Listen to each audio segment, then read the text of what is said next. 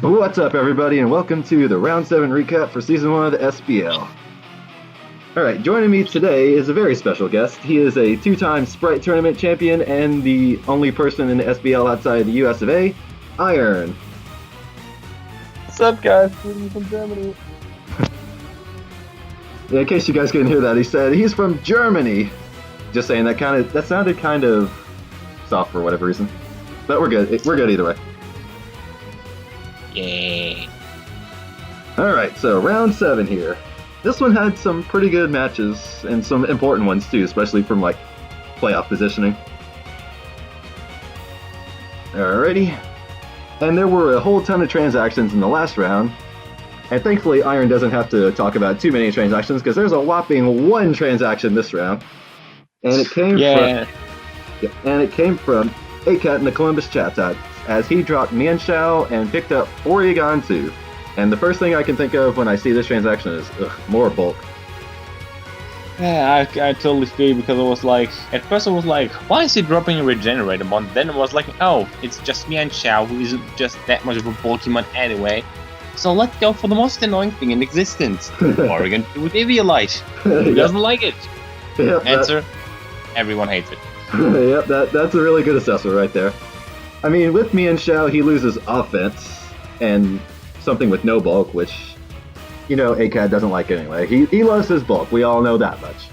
Well, he doesn't like it, but, you know, Megazord X. Yeah, that Megazord X has pretty much all his kills. It's kind of sad.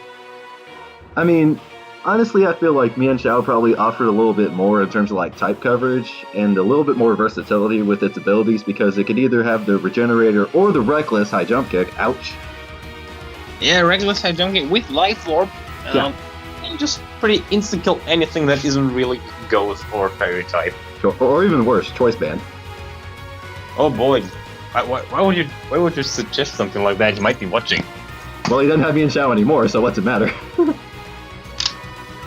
That's true, and well, the whole thing is, well, anyway. But yeah, Porygon 2. That thing, I've used it a bit in standard UU play, and this thing's annoying as everything. And now ACAT has more annoyance at his disposal to go along with the annoyance of stuff like Skarmory and Sableye and Slowbro and Amoonguss, and oh my god, why does he have so much bulk?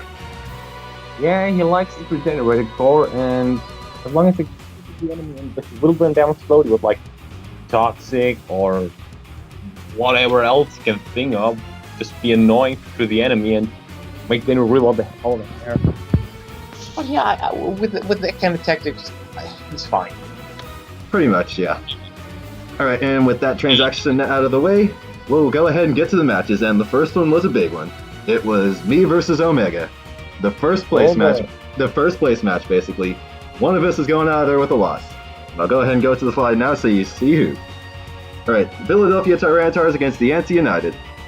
To the match, Omega brought Mew, Arcanine, Mega Blastoise, Rotom-Mow, Gardevoir, and Tyranitar, and I brought Blastoise, Mega Aggron, Celebi, Primate, Victini, and Hydreigon. This match, oh boy, it was a big one. Everyone knew that. Indeed it was. And I will say, at the beginning of this battle, I played way too passively around that Tyranitar. I could have destroyed this thing so much sooner than I did. I was packing Focus Miss on Focus Blast, excuse me. And I may or may not have had Aura Sphere on Blastoise. Actually, I don't think I did, because I don't think I actually went for it. But either way, that Tyranitar was able to prove a bit of a nuisance early on. But the biggest momentum gainer for Omega came early on, as at one point after a few shenanigans with my Blastoise, I switched into Hydreigon and his Rotom-Mow Volt switched out. And he switched out into Mew, and at first I was like, wait, why in the world is he switching his Psychic type in on a Dark type? And then come to find out, oops, his Mew is Choice Scarfed. And then I lose my Hydreigon to a Dazzling Gleam. That was quite a surprise for everyone who watched, I guess. Like, I'm just looking at the chat of that right there, and oh boy, things went crazy. They really did, because, well, I knew he was Scarfed immediately because my Hydreigon was also Scarfed. And Mew's naturally faster than Hydreigon. But yeah, at that point, I couldn't really get any momentum going.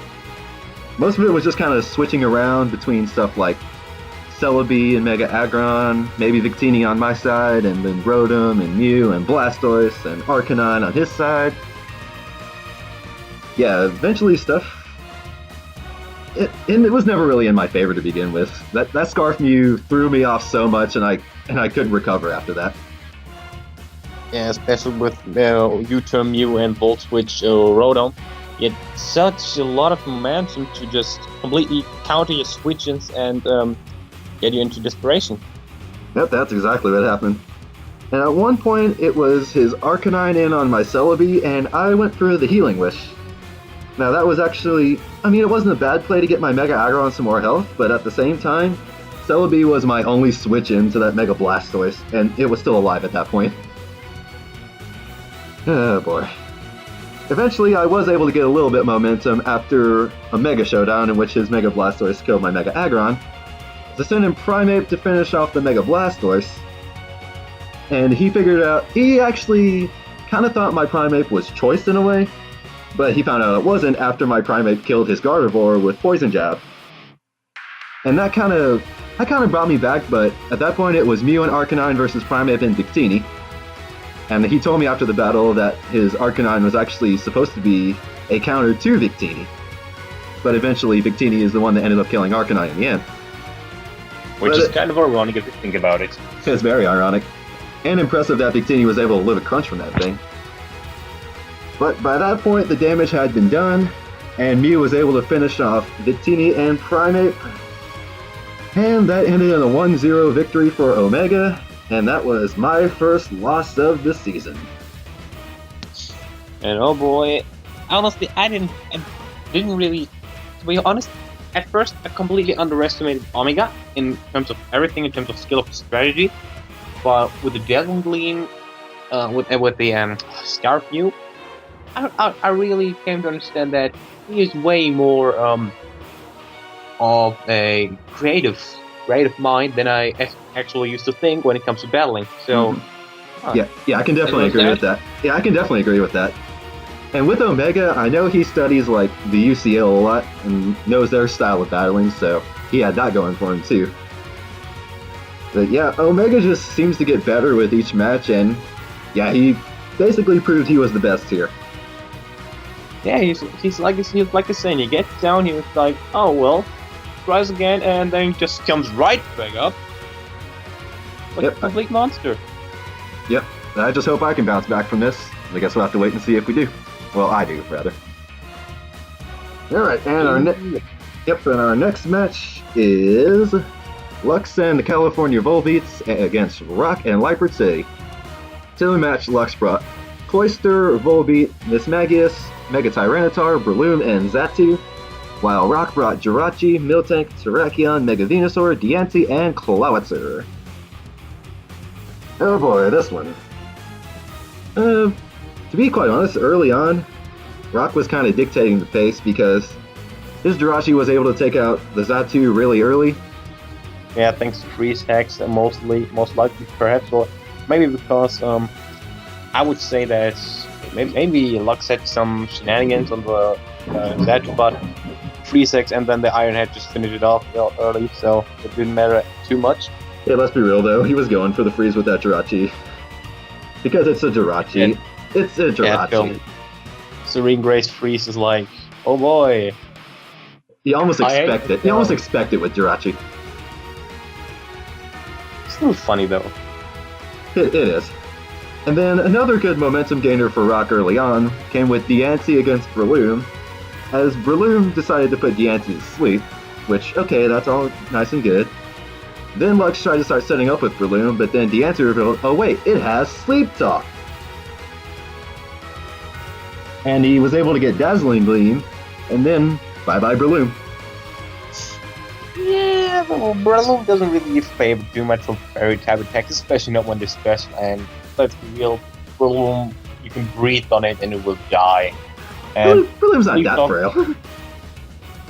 It's just that frail to flying. Well, if you face like Diancie, yeah, there's that. He's still not gonna live too often. Yeah, that's true. But then the momentum shifted directly towards Lux once she sent out her Cloyster on the Diancie. Because the funny thing was, as soon as Cloyster set up a Shell Smash, Diancie tried to go for Sleep Talk again, but it woke up on that turn, which definitely shifted the momentum towards Lux. And at that point, Cloyster was set up to just demolish Rock's team. Looks like Surfline Cloister, if she really does, and oh boy, the Cloisters are always so threatening. I don't really enjoy fighting them. Oh, nobody does. Whenever I battle a Cloister from Lux, it's like, oh boy, at least half my team would die to that. At least. And Cloyster got all of Lux's kills this battle. Yeah, just like Green wrapped this up and bashed everything to the ground, like the murder shell. That's exactly what Cloyster is, the murder shell.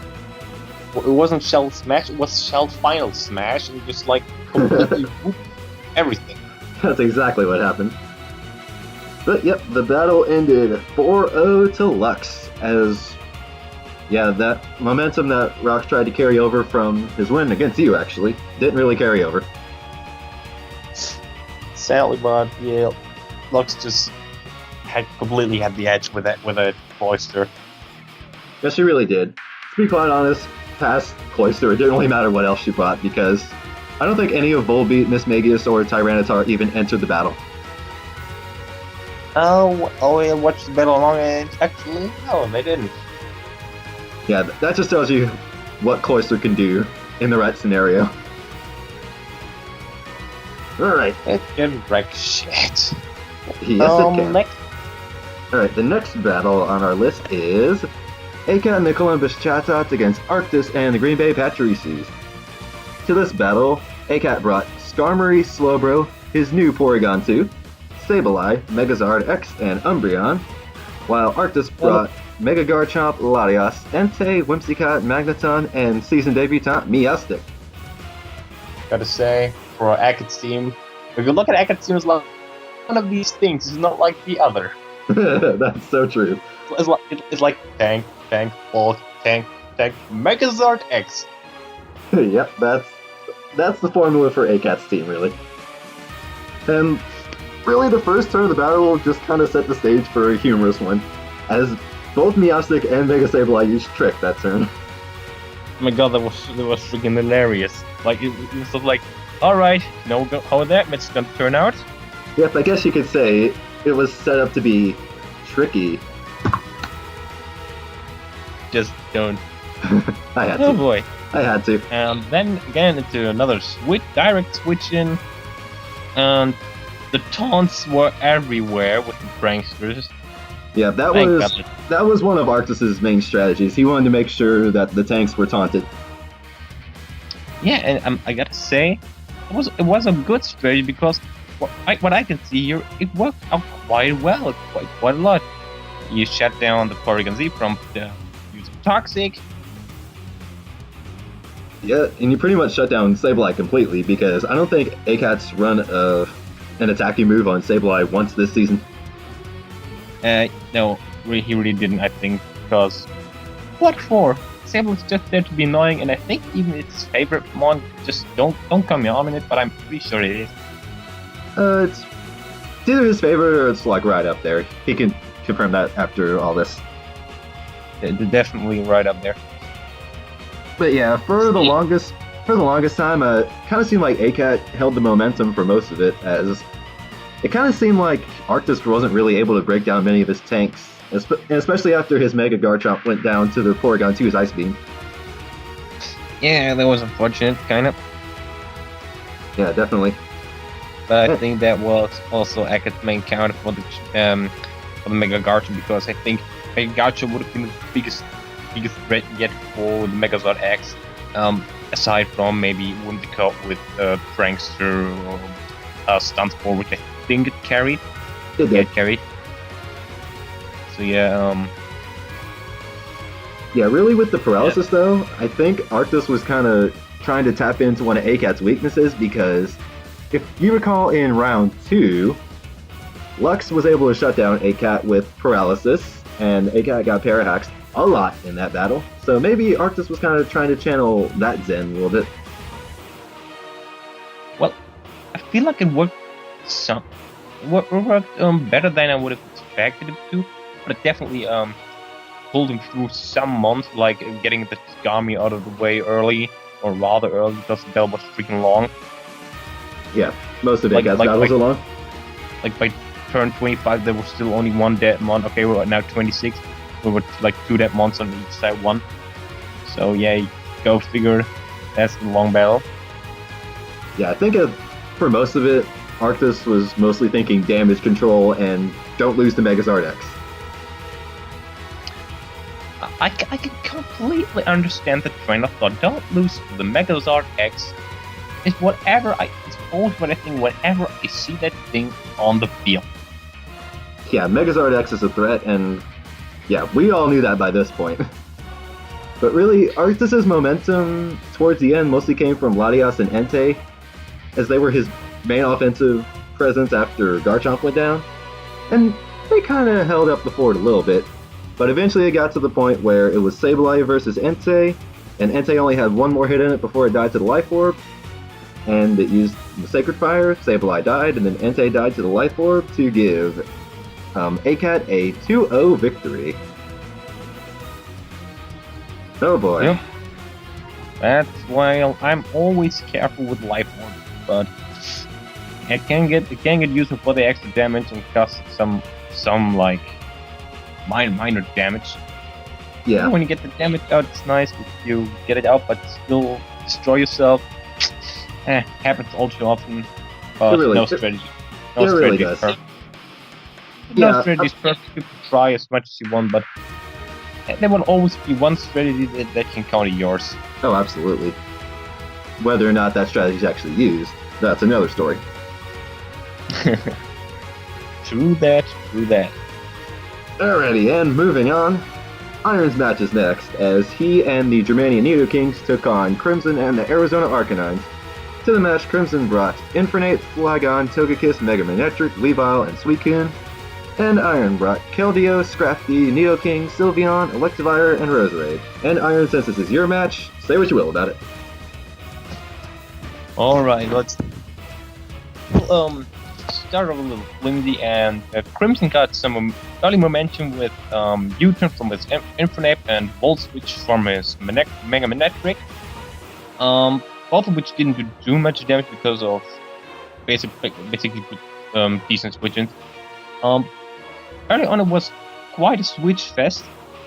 Also his Togekiss setting up that nasty plot really threw me off guard. And even more when it survived the Vultures from my Electivire. And then I got mass scared by the boost with Flygon, but luckily for that I had the Hidden Power Ice on my Keldeo to shut that down. But from then on, Crimson always tried to throw in his Mega Manectric, deals out as much damage as he could, but I somehow always managed to switch something in to avoid that. I was very scared of Suicune because I never really have one effective strategy with Suicune. It wasn't as annoying as I thought it would be. He ran some hidden power on it, so he wasn't completely going defense on it, which I was glad for. Yeah. And let's see what else. Lots of things that I didn't expect. For example, the Togekiss at 12% living my quick attack from my Sylveon. Yeah, I'm just gonna interrupt you there real quick because Quick Attack Sylveon. Do we need to say any more about that? Quick Attack Sylveon. Come on, I thought it would be funny because, like, for the momentum, like, who would think about that? But nobody would. That's what made it awesome. But it's like, I thought it would, like, kill, but then I was like, oh wait, Sylveon's attack is shit. And then you're like, oh wait, Quick Attack is shit. Basically. Wish that thing got extreme speed. That will make it so much better. That will make Flareon so much better. Yeah. Alright, from there on, I think at the end it was like a 3 versus 3 with Scrafty, Roseberry, and Nidoking versus Burnip, Weavile, and Manectric. Nidoking luckily managed to shut down that Infernape, and I got scared again by the Mega Manectric, but oh my god, I love Scrafty because it like completely tanked the overheat. Wrapped up both Weavile and the Mega Manectric with 2 clean high jump kicks. Luckily, none of them missed, Yeah. and that was the win for me. Indeed it was, and to be honest, from my perspective, seeing you battle there, it kind of seemed like you were in the mood of, alright, I'm not losing today, I will not take a loss from this battle. You're just ready to go in there, kick ass and chew bubblegum, and you're all a bubblegum. Yeah, it definitely was, but I really gotta say, the thing that scared me the most at first was Flygon. Oh, So yeah. it was like, so, okay, what can I do to counter the Flygon? Because Flygon thought he might run its Scarf, he might run its Specs, he might, hell knows how he could run it. So like, I need one safe strategy to shut it down that can definitely survive a hit. So I thought, Galio, look, Galio, can you learn the Ice Boost? Couldn't. Could learn Icy Wind, but doesn't do too much damage with the speed drop. I wasn't so sure that would be too useful, so I was like, Hidden Power. Luckily, when it came up, because Flygon really cannot tank with Special 8, especially not at 4 times effective. So that was the thing that I was aiming for. That was a soul count for Flygon, and luckily it worked out. And then the rest of the battle just wrapped up itself, and I didn't even have to throw out Roseberry. Yeah, Roseberry just kind of chilled there, and I just now noticed this from the battle too. This battle was basically the battle of the 2 people that I had traded with during the season, because I traded you Roseberry and I traded him Suicune. That's true. But yeah, good on you to pick up a 3-0, breaking your losing streak there too, which was always good. Oh yeah, I definitely enjoyed it, because just gotta throw that out. I was not always on my high top for this season. Not trying to make any like excuses, but I wasn't that good at the time competitive battling yet. But over the time of the season, which because it stretched for quite some time, I feel like I got better and better, and I'm already enjoying myself when one of the episodes would come to an analysis of a battle that I think had everyone at the back of the seats. Oh yeah. And I think you know I think you know the one that I'm talking about. Yes, I do, but that's not for a few more rounds. Yeah, sadly, but I'm definitely looking forward to the recap of that, because it still finishes my thoughts when I think about it. Oh yeah, it'll be a good one, trust me. Oh, it will. Alright. Alright. Alright, and there is actually one more battle. Wait, there's actually a 5th battle? Yes, because in real time, this was actually originally Piptina's bye week, so we actually got to have all 5 battles in this video. Not even worried about the battle that had to be dropped for Pip's disqualification. Anyways, it is Meep and the Lumiose Lampents against Zap and the San Diego Electivires. To the match. Zap. To the match, Meep brought Mega Gyarados, Magnezone, Dugtrio, Lampent, Ditto, and Starmie. And Zap brought Mega Houndoom. Wait, he brought Mega Houndoom? Oh my goodness. Salamence, Frostlass, Ampharos, Melodic, and Claydol also making its season debut. I use Mega Houndoom. Welcome to Jackass. I mean, he had Mega Houndoom this whole time, and it felt like, oh, he's finally using it. Yeah, because I was always like, Mega Houndoom, why would you pick that? I mean, I like Houndoom as a mom, but like, Mega Houndoom really gets overshadowed by a lot. But I think the design's great. It works well in Sun, despite completely destroying itself with the Sun. Yeah. But if used right, it can definitely deal a fair chunk of damage and be a really ominous threat to the enemy team. Mm-hmm. I think he had some good ideas with Mega Houndoom going in, but they never really got to shine. Sadly. Let's see. I believe the battle started off with Dugtrio and Claydol kind of setting up stuff on each other. Toxic, Stealth Rock, Screams, what have you. Yup, exactly. Stafford on both sides, the Toxic on the Cladle, the Light Screen on the side of the Cladle, and then came in the Stormy, completely ate up Psyshock, Well, yeah. and then the battle went on, and oh my god. Yeah, there was a little bit of switching going on. Until at one point, Zap was able to get his Salamence in pretty easily. I think on the Magnezone? Yeah, he got in the Salamence on the Magnezone after the Magnezone killed the Claydol. Hey, Claydol wasn't packing any ground moves, so Magnezone was okay. Anyways, Salamence was able to come in, get all angry, and go on an outrage. He was able to take out the Magnezone in 2 outrages. Then Zap got lucky, was able to get the 3rd outrage off on whatever he got it off on. I don't even remember. Me neither right now.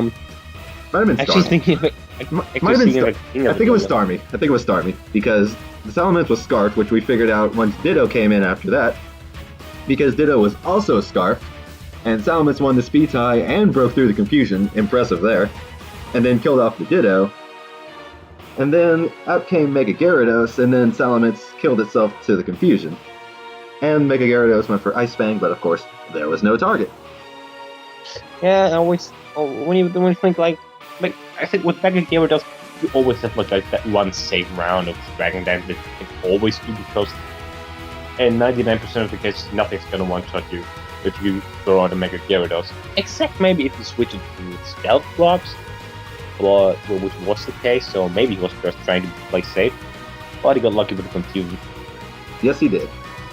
And eventually, like you were saying, the Dragon Dance came into play, as he was able to set that up on, I believe, the Frostlass.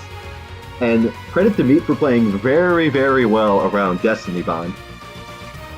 He was able to avoid being killed by the Destiny Bond with the Mega Gyarados, and then after that it was just kind of a Mega Gyarados sweep, and then yeah, Mega Gyarados finished the game off and gave a 3-0 win to Meat. Mega Gyarados doing what it can do best once it's boosted, not giving a single damn about the enemy. Basically.